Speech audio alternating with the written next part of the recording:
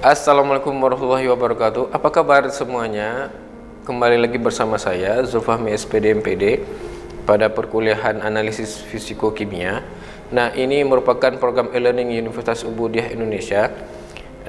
Dan hari ini kita kembali mengupas materi analisis fisiko-kimia, yaitu pada sifat fisiko-kimia dalam bahan obat. Nah, analisis fisiko-kimia itu sebelumnya kita harus memahami kembali apa itu analisis farmasi atau pharmaceutical analysis. Itu merupakan ilmu dan teknik analisis yang diterapkan atau diaplikasikan pada senyawa kimia dan bahan-bahan yang digunakan dalam pengobatan. Kemudian setelah itu proses mengenal sifat-sifat fisika dan kimia bahan obat itu dibagi oleh dua. Yang pertama, analisa farmasi kualitatif dan analisa farmasi kuantitatif. Dan nanti masing-masing analisa ini akan kita kupas masing-masingnya. Nah, seperti itu. Nah, kemudian kualitatif dan kuantitatif itu seperti apa? Nah, kualitatif itu berkaitan dengan identifikasi, kemudian menjawab pertanyaan apa dan what chemical are present. Bagaimana senyawa kimia itu hadir, seperti itu. Nah, kemudian dari segi kuantitatifnya berkaitan dengan kadarnya, kemudian menjawab pertanyaan berapa banyaknya. Nah, itu pada analisa kuantitatif. Kemudian how much of one or more constituent is present. Nah, itu seberapa banyak sih konstituen itu ada dalam senyawa obat itu. Kemudian analisa farmasi kualitatif. Nah, kita masuk pada analisa farmasi kualitatif. Nah, ini merupakan bagaimana fisika mengidentifikasi secara organoleptis. Apa itu secara organoleptis? Itu merupakan bentuk warna, bau, rasa, dan lainnya.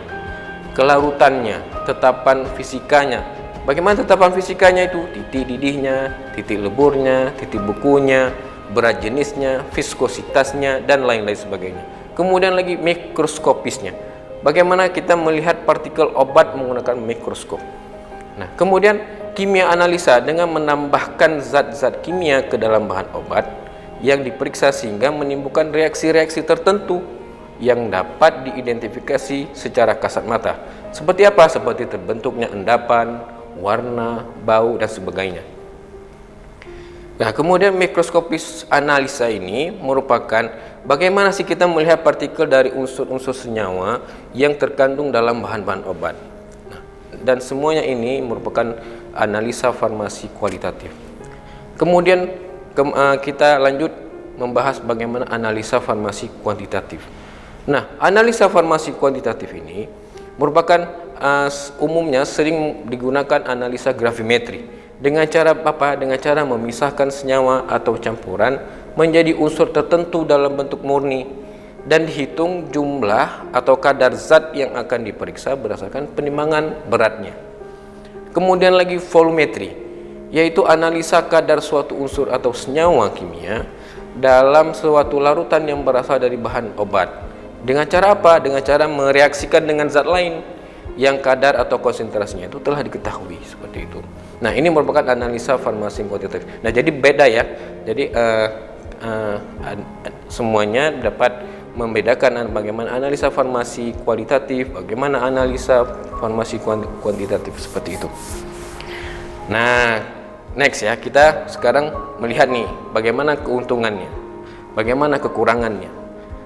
Keuntungan dan kekurangan dalam analisis fisiko-kimia.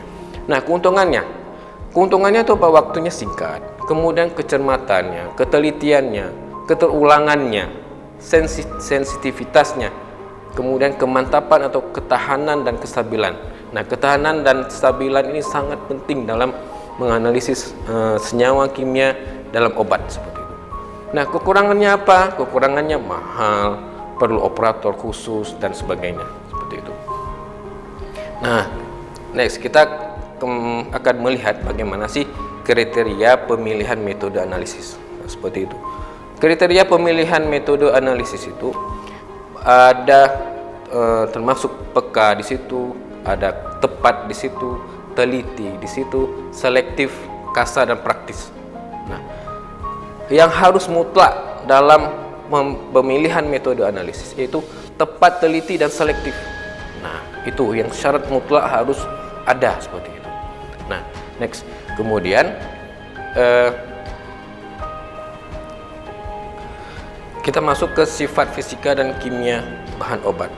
Nah, sifat-sifat kimia fisika pada dasarnya merupakan untuk menjelaskan aktivitas biologis obat, karena sifat kimia fisika memegang peranan penting dalam menentukan metode yang tepat untuk formulasi suatu obat.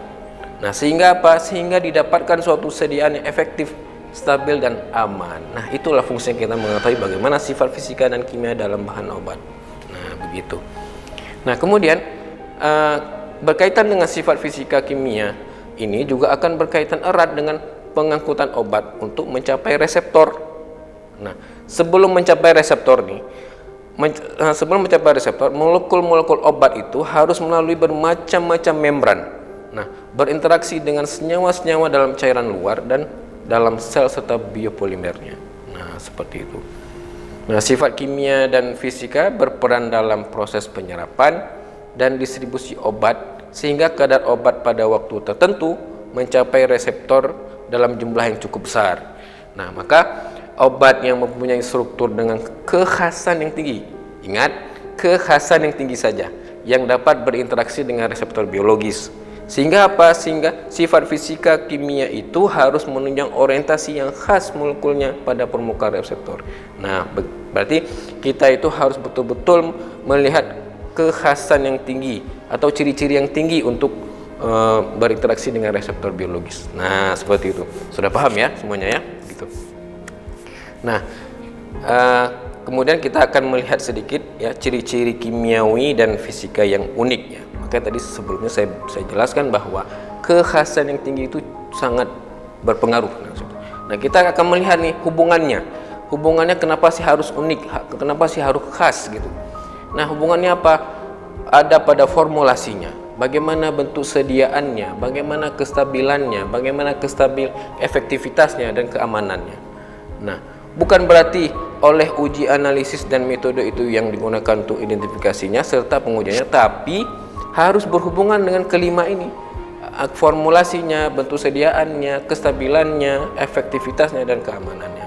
Nah, itu kelima-lima ini berhubungan dengan ciri-ciri kimiawi dan fisika yang khas.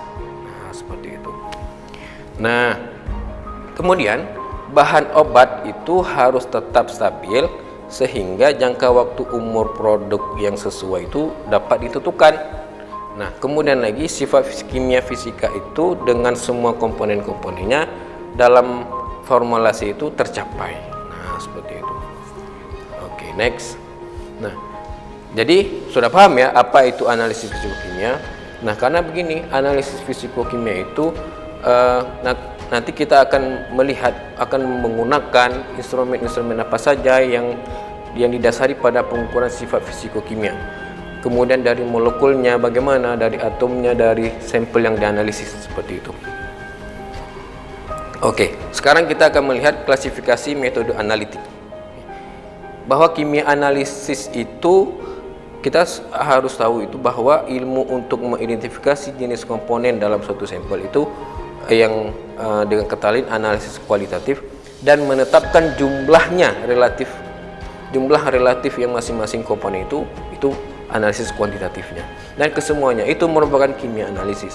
Umumnya tahap pemisahan itu diperlukan untuk mengisolasi komponen dalam sampel yang dianalisis. Nah, seperti itu.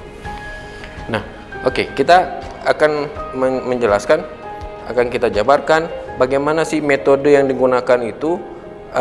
Nanti ada dua, ada metode klasik dan metode instrumental.